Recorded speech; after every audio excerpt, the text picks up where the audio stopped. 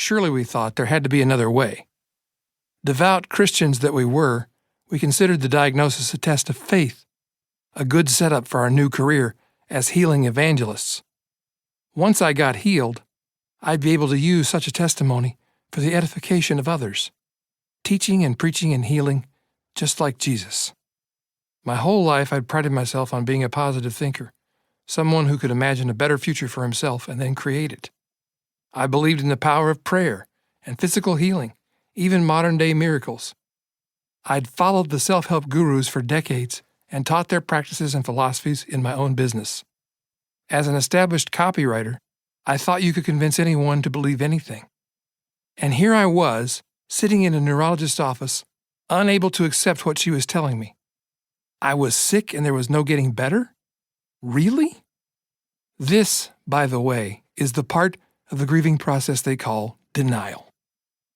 The morning I experienced my first few shuddering tremors, a few months after that initial diagnosis, my coffee cup looked like one of those mud puddles in Jurassic Park, quaking with each unexpected vibration. A monster was indeed approaching.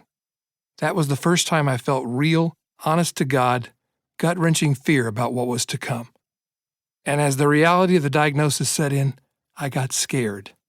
For myself, for my wife, for my family and employees, and everyone who was depending on me. I wasn't ready to die, and certainly didn't want to go this way, as a shaky invalid who can't control himself and is dependent on others. It wasn't supposed to be this way, I thought. This isn't fair.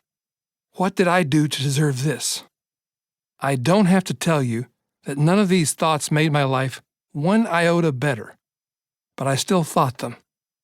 Then, after a long period of wound-licking, catastrophizing, and reflecting, I turned to an ally I never would have considered. It wasn't faith healing or positive thinking that saved me. No, it was something far less conspicuous.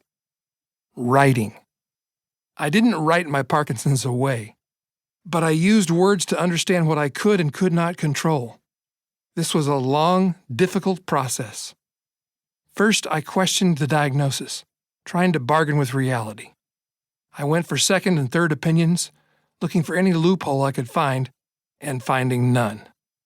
Then I figured there must be a way out of this situation, some magic pill I could take to reverse the symptoms, a series of special words to recite that would convince God to heal this thing right out of my body.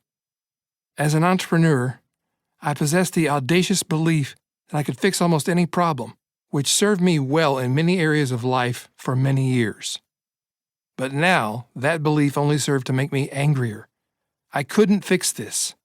Couldn't fix anything. I was stuck and didn't have any way out of a terrible situation. I was desperate. So I did something nobody would have expected. I wrote myself a letter. Words change everything. This is a book about change, the kind we hope for, and the kind that sometimes comes unexpectedly and in unwelcome ways. When I received my Parkinson's diagnosis, I did not want my life to change.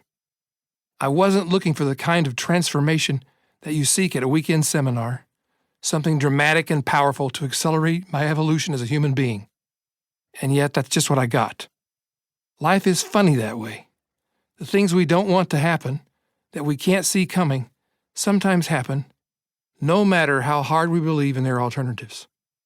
This experience of acquiring an incurable illness brought me to an impasse in terms of my own beliefs and the way that I was used to living. My old way of looking at the world, the ideas on which I'd built an entire life for half a century, had been broken apart, and I wasn't sure what came next. And this, my friend, is the starting place of every good story and every great ad. I am considered an expert at professional copywriting.